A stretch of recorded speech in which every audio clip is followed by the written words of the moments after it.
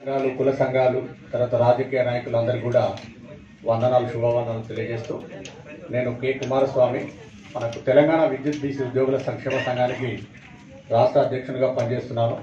అదేవిధంగా చాలా పేపర్లలో కూడా వ్యాసాలు కూడా రాస్తుంటాను, టీవీ డిబేట్లలో పార్టిసిపేట్ చేస్తుంటాను. అంటే మా యొక్క ఉద్దేశం ఏంటంటే మన గౌరవనీయులు ఆర్ కృష్ణయ్య గారు మాకు గౌరవ అధ్యక్షులు. వారితో దాదాపుగా 20 సంవత్సరాలకు పైగా వారు చేస్తున్న ఉద్యమాలలో పాల్గొంటూ ముందుకెళ్తున్నారు. ఈ క్రమంలో మన తెలంగాణ రాష్ట్రంలో రెండోసారి రాష్ట్ర వ్యాప్తంగా బంద్ విజయవంతమైంది. అది ఆర్ కృష్ణయ్య గారి ఆధ్వర్యంలో. మొదటిసారి మీకు గుర్తుందో లేదో కానీ 2006లో కేంద్రీయ విద్యా సంస్థలలో ఆనాడు ఉన్నటువంటి కాంగ్రెస్ పార్టీ 93వ రాజ్యాంగ సవరణ ద్వారా కేంద్రీయ విద్యా సంస్థలలో ఓబీసీలకు 27% రిజర్వేషన్లు చట్టం చేసినప్పుడు ఇమీడియట్గా ఆనాడు సుప్రీంకోర్టు ఏం చేసిందంటే స్టే ఇవ్వడం జరిగింది. అంటే ఈ దేశంలో ఎన్నో రిజర్వేషన్లు, బీసీలు కానీ, ఎస్సీ ఎస్టీలు, లేకపోతే ఉమెన్ రిజర్వేషన్, దివ్యాంగులు, అనేక రిజర్వేషన్లు ఉన్నా కూడా బీసీ రిజర్వేషన్లకు వచ్చే వారికే సుప్రీంకోర్టుకు స్టే ఇవ్వడం జరుగుతూ ఉన్నది. అంటే దీని మీద ముఖ్యంగా బీసీ మేధావుల విద్యార్థులు ముందు భారత రాజ్యాంగాన్ని చదువుకోవాలి. దాని తర్వాత ఈ రోజు వరకు ఉన్నటువంటి సుప్రీంకోర్టు, హైకోర్టు తీర్పులను కూడా అధ్యయనం చేయాలి. మనంతా ఏదో గుడ్డిగా ముందుకు పోతే కుదరదు. ఆనాడు జరిగిన స్టేగానే ఆర్ కృష్ణయ్య గారు ఆనాడు ఉమ్మడి రాష్ట్రంలోనే రాష్ట్ర బంద్ ఇవ్వడం జరిగింది. ఆ రోజు కొన్ని రైళ్లు కూడా రద్దు కావడం జరిగింది. దాంట్లో మేము ఉద్యోగ సంఘాలుగా ఆనాడు రోడ్ల మీదకి వచ్చి ధర్నాలు చేయడం జరిగింది. సరే, మొత్తానికి 2 సంవత్సరాలు సుప్రీంకోర్టులో సుదీర్ఘంగా వాదన తర్వాత కేంద్రీయ విద్యా సంస్థలలో ఓబీసీలకు 27% రిజర్వేషన్లు రావడం జరిగింది. అది అన్నగారి యొక్క ప్రధానంగా వారి కృషి ఉన్నది. మన నిజంగా ఈ తెలంగాణ రాష్ట్రం కానీ, అటు ఆంధ్రప్రదేశ్ కానీ, తెలుగు రాష్ట్రాలలో మరో పూలేగానే మనం అందరం కూడా కృష్ణయ్య గారిని పూజిస్తున్నాము. ఎందుకంటే ఈ బీసీ ఉద్యమాన్ని అసలు దేశంలో ఏ రాష్ట్రంలో కూడా ఇంత స్థాయి లోపల బీసీ ఉద్యమాన్ని తీసుకొచ్చి గల్లీ నుంచి ఢిల్లీ దాకా తీసుకున్నటువంటి నాయకులు లేరు. అదొక ఆర్ కృష్ణయ్య గారికి దక్కుతుంది. మరి ఈ క్రమం లోపల నేను చెప్పదలుచుకున్నది ఏంటంటే, ఇలా భారత రాజ్యాంగంలోని లోపాలు, ఆ లోపాల మీద వస్తున్నటువంటి సుప్రీంకోర్టు తీర్పులు వెనుకబడ్డ కులాలకు ముఖ్యంగా శాపంగా మారింది. అది ముందు తెలుసుకోవాలి. ఎందుకంటే రాజ్యాంగంలో లేకపోతే ఎవడియడు.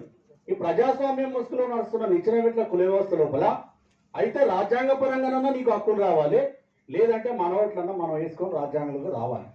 మరి కులాలుగా విడిపోయి ఉన్నాం కదా, మన ఓట్లు మనం వేసుకునే పరిస్థితి లేదనే కదా ఇవాళ రాజకీయ పార్టీలు మనం బీసీలను పావులుగా వాడుకుంటాయి అన్నది మనం గుర్తు చేసుకోవాలి.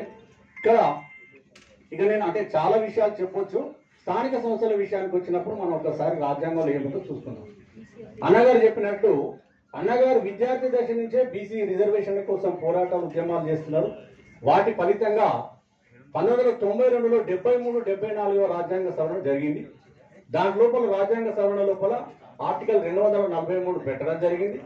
దాంట్లో చెప్పిన అంశం ఏంటంటే షెడ్యూల్ కాస్ట్, షెడ్యూల్ ట్రైబ్ వాళ్ళకేమో జనాభా దామాషా పద్ధతులు పెట్టాలని చాలా స్పష్టంగా ఉంది. కాబట్టి దానికి అడ్డే లేదు.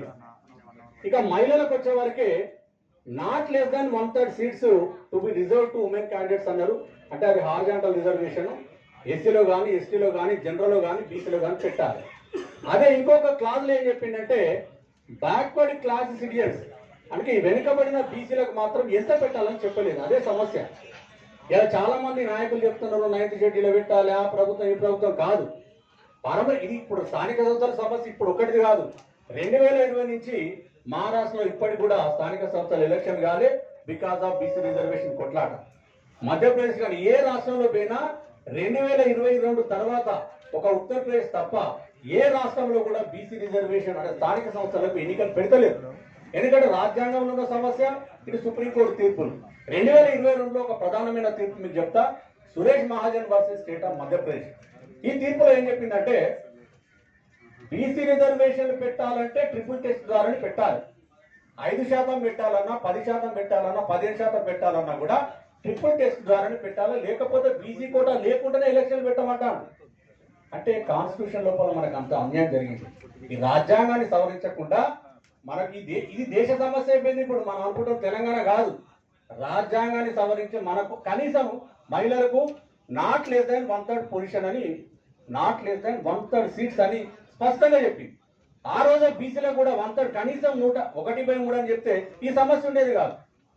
అందుకే మనకంటే ఈ రాజ్యాంగంలో ఉన్న లోపాలను తీసుకొని సుప్రీంకోర్టు తీర్పు ఈ రకంగా మనకు అన్యాయం జరుగుతున్నది. ఏదేమైనా ఆర్ కృష్ణయ్య గారి ఆధ్వర్యంలో మన తెలంగాణలో 42% రిజర్వేషన్లు, ఒకటి మన ఓట్లు మనం వేసుకున్నా అధికారంలోకి రావాలి, లేదంటే రాజ్యాంగాన్ని సవరించుకొని మనం సాధించుకోవాలి.